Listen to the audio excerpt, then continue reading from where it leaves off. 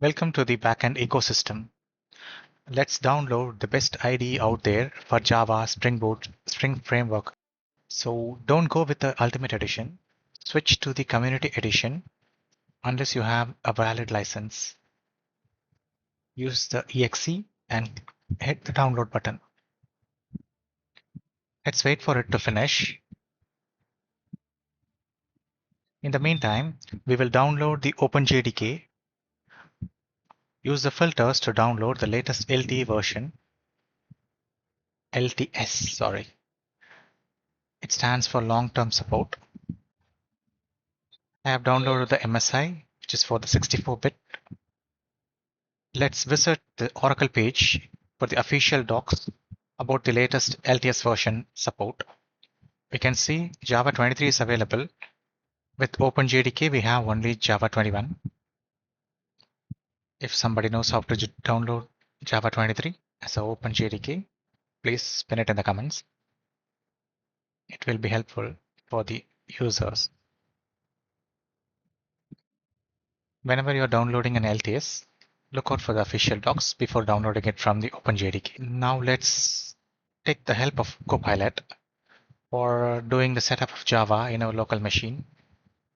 These days, AI integrated into the browser is very much helpful. So I'll just give steps to install Java on my machine. Give a generic one for Windows, Mac, and Linux. Okay, our downloads are completed. First, let's open the IDE. Double hit.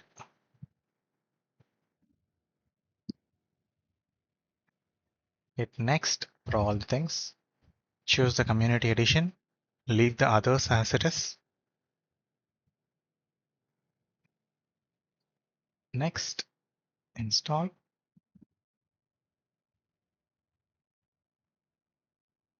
In the meantime, we will install the Java. Hit next.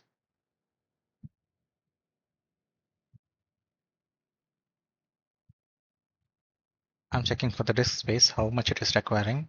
It should not be more. It is around 763. You will need admin permissions to install this on a system. Even the IntelliJ will ask you for that. Hit finish. And under program files, you will have the open logic, and then inside that you will have the JDK installed already. So now it's time to set up the environment variables. Follow the instructions from the Copilot. You have to set a system variable. For this env, opening this, you will need privileges. You will need the admin rights. This is my personal system, so I don't need it. In case if your system is having an admin, you will need that permissions. Java-home and followed by the variable path. In fact, you don't need to do this. You can directly open the path variable here and then add the path of the bin folder. Since we are following the steps provided by the AI, we're doing this. I will show you it under the paths as well. Okay, it's done right. Now,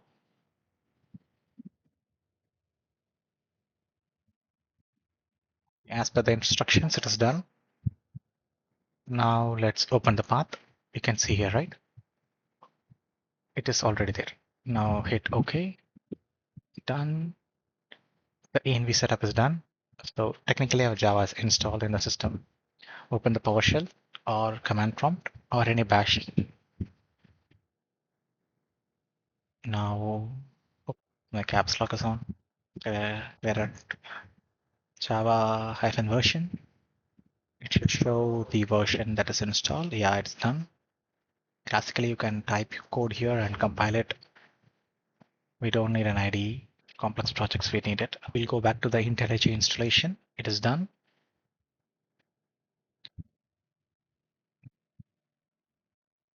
Don't opt for it unless you really need it. Yes, click on new project.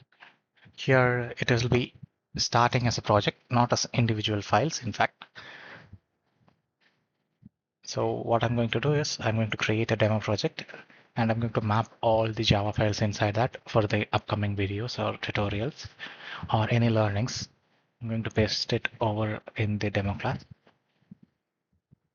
Give meaningful names for your projects. We'll hit create. Oh, okay. They also have an AI assistant integrated with the IDE. We will explore it later. There is already a main.java class. We'll clear this out for now.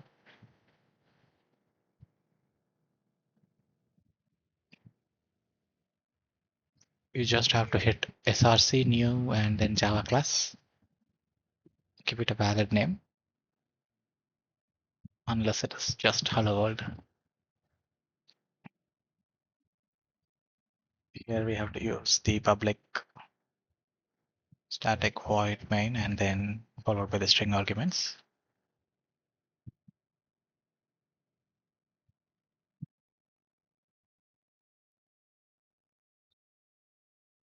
For auto completion, use sout and then followed by tab to extend the sysout. In fact, in Eclipse, it will be sysout. Here it is sout followed by tab.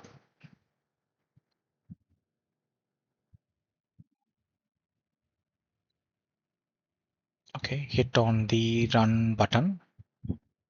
It will compile and run your Java application, and it will show you in the integrator terminal. Yes, we see the output here, and we are done with the installation of IntelliJ. So there are a lot of options, plugins, marketplace. We'll explore it later.